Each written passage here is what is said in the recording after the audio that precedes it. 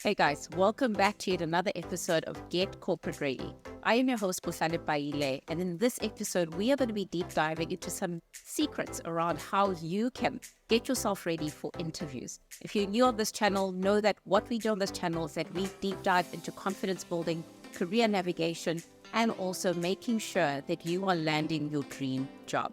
So join me as we start this series.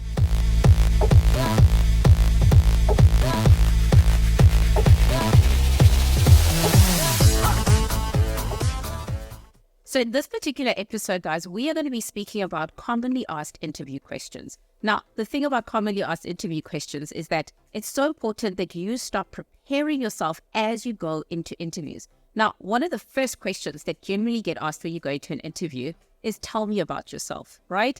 And the reason why recruiters ask this question is because firstly, we've seen your CV, right? So we have all your credentials. We know exactly what you've done from an experience perspective, education perspective.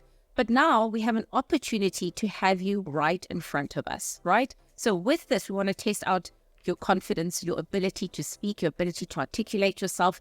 And that is why we ask the question. So this is really an opportunity to put your best foot forward and ensure that how you deliver who you are in those 2 to 3 minutes as you introduce yourself really lands well and sets the tone for the rest of your interview.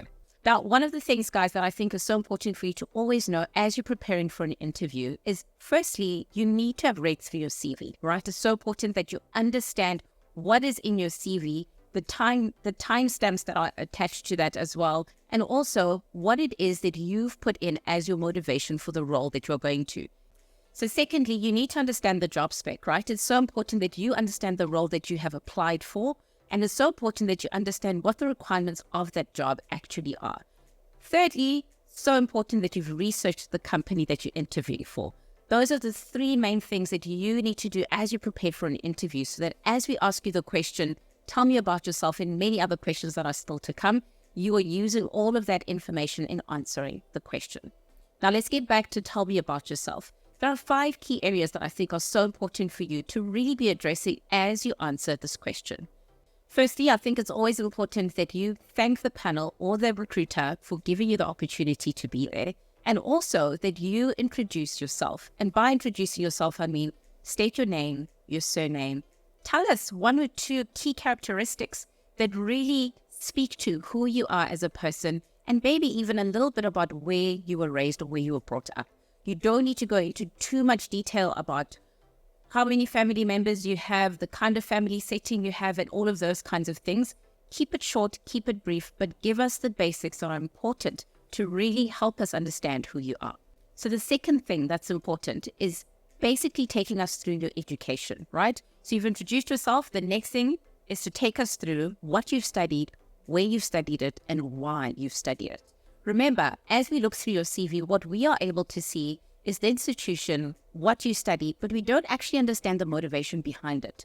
So as you're articulating yourself during the tell me about yourself section, that is an opportunity to give us a little bit more in terms of why you studied the particular degree that you've decided to study, right? So make sure as you're preparing that you've got a narrative around that and you're able to explain why. So as you go through your education section, make sure that you're going in chronological order. So the most recent thing all the way to the very first qualification that you did, right? So make sure that you're taking us through that and explaining why it is you've done those particular qualifications. The third thing that's important, guys, is to now go through your professional experience, right? So for those of you that have already worked before, it's so important that once again, we're going in chronological order, right? So make sure that you're taking us through your experience set, but not just telling me, this is the company I worked with, this was my role. Tell me a little bit about what you found fascinating about that role. What did you love? What didn't you like about the role? What did you learn along the way, right? So this is the opportunity for you to highlight some of your achievements, your skill sets, and take us through the journey of where you started and help us then go through that up until where you currently are, right? So that is what's important for you to explain during your experience section.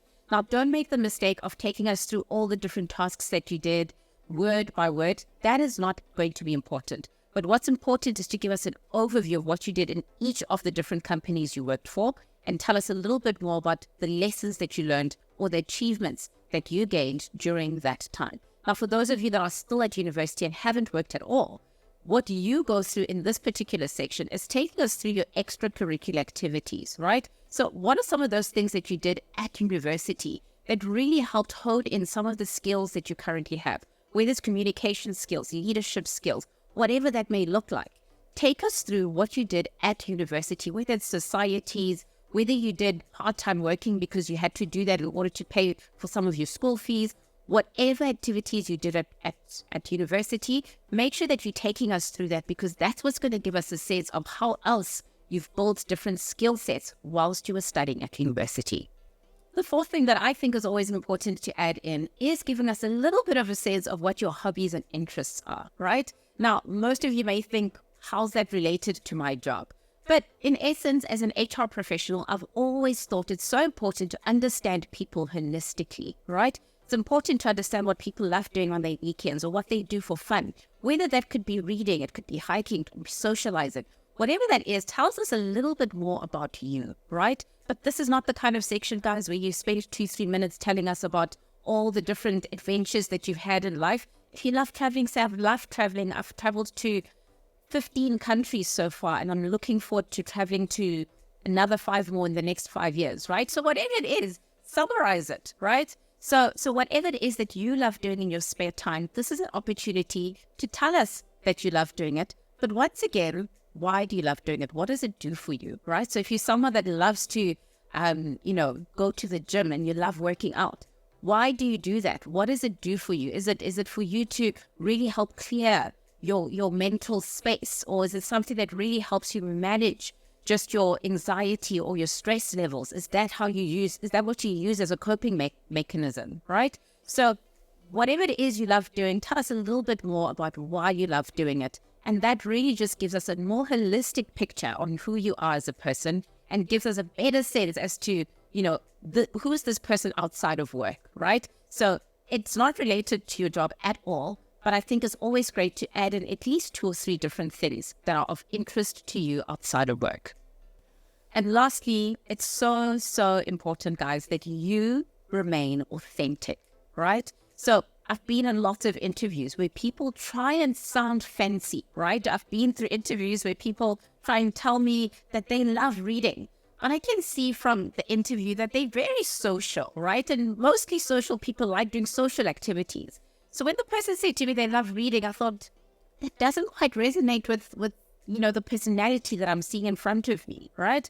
And so as I started then digging deeper, I realized that she's actually just saying that because she knows that in this profession, reading is something that you need to love doing. Guys, don't do that in an interview. Make sure at any given point in time, you are staying authentic and true to who you are, right? So whatever it is that you have told us about yourself, about your motivation, around your career goals, make sure that you are staying authentic throughout all of that.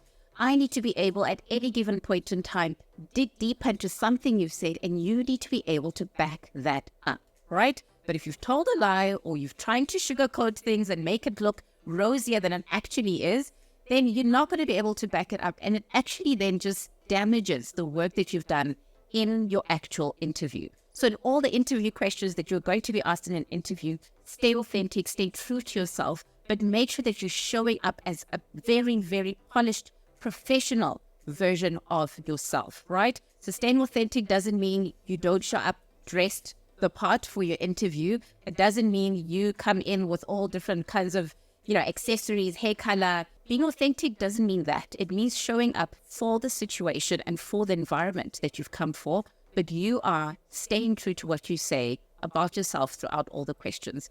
Now, guys, I hope that was helpful for you.